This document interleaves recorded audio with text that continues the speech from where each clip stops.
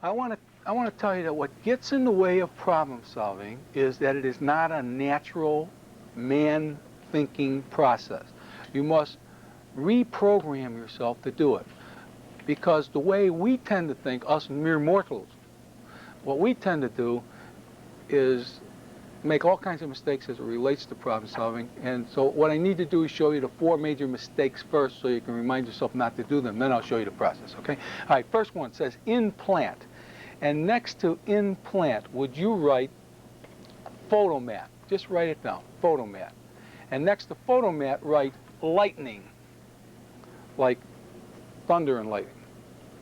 Now those are just trigger phrases, and I'll help you remember. Now put your pencils down. I want you to think with me for a minute.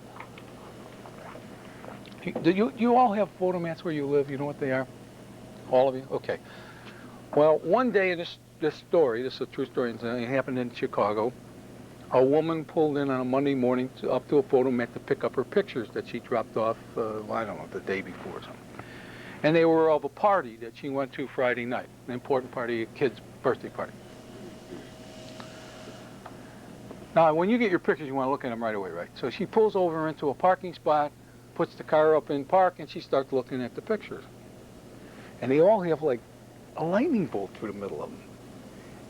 And it didn't rain on the day. I mean, what the hell happened to my pictures? So she gets out of her car and she walks over there, and she says to the nice little lady behind the window, "You wrecked my pictures."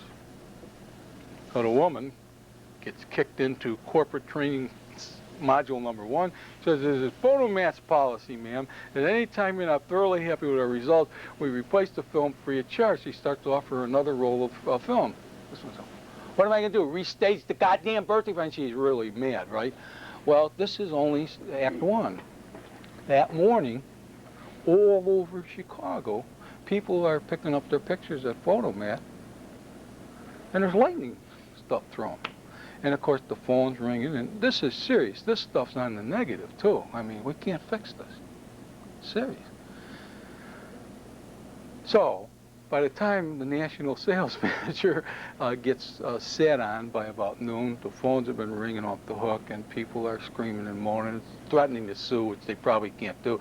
But what he did was rush back, and this is a presumably intelligent human being, and incidentally, he's not atypical. He's typical.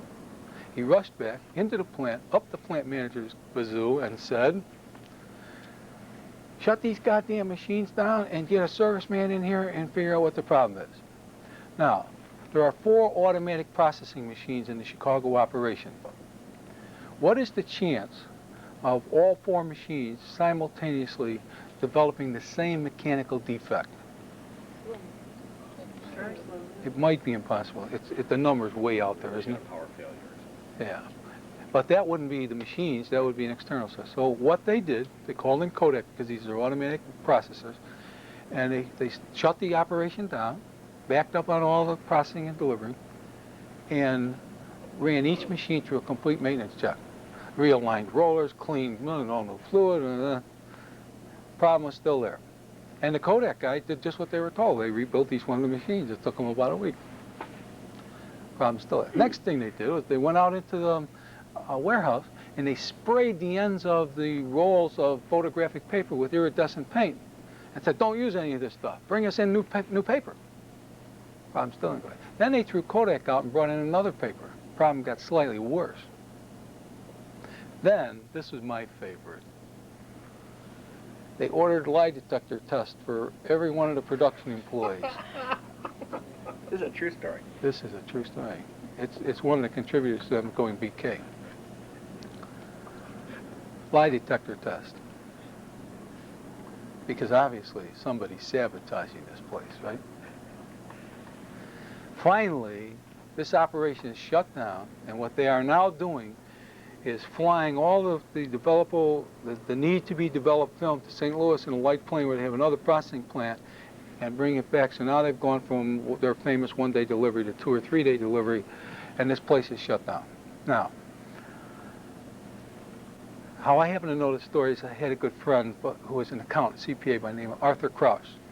Now, Arthur knows they're down, and he comes in to do his normal routine, and he knows there's a problem. Now, Arthur is a nice little accountant. And Arthur sits with the checkbook and decides that the problem started to manifest itself on Monday morning of whatever the hell, July 5th, okay, made up date. So he looks at the checkbook from July 4th on, and he notices something. On Friday, July 2nd, there was a final payment to the DJ Velo Construction Company for $17,500 for the completion of the employees' lunchroom remodeling. Anybody want to take an intuitive leap and tell me what the problem was? You were close with your first guess. Somebody turn the lights on. Close, but lights aren't going to do it. DJ Velo Construction, $17,500 for the completion of the employees' lunchroom remodeling. The lunchroom now has 2 microwave ovens in it that were never existed before. So if we would have listened to Nancy, we would ask ourselves a couple of questions. When did the problem start? Is it local? Well, it's Chicago. If you looked at the production records, which we did in retrospect, the problem existed all day long, but very minimally. It got a big spike from 10 to 10:20 in the morning. Why? Break. Sweet rolls in the microwave. Big spike from 12 to 12:30. And this equipment's all loaded and running during this time, but now they're punching the microwave. And during the day, anytime a secretary or manager walked in and threw something in the microwave to warm it, you get this feedback through the system. And it was defecting. Now, you have now found cause. It's 2 microwaves. Solve the problem. Separate. Quick. That's too smart. And that's really the right answer, but that's too smart. Solve the problem quickly. Turn the microwaves on. Unplug the microwaves, right. Now, what I want you to see is 2 things. You must do what Nancy told us to do in the first place. Stop and find cause, always. And the second thing is, solutions are not hard. It's finding what the cause of the problem is. I have a son who's a microbiologist. He says, Dad, the minute we figure out why a cell goes rogue and becomes cancerous, we'll be able to cure cancer 5 different ways. We just can't figure out what causes that. Because when we stop that startup, that trigger mechanism, that's cool. Now, unplug the microwaves. Give them away as door prizes to the employees.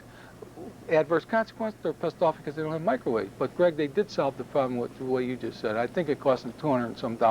Edison brought in a dedicated line that didn't feed back anyplace else. So now you see, if you want to write an additional rule, is you must always stop and find cause. That's the key issue.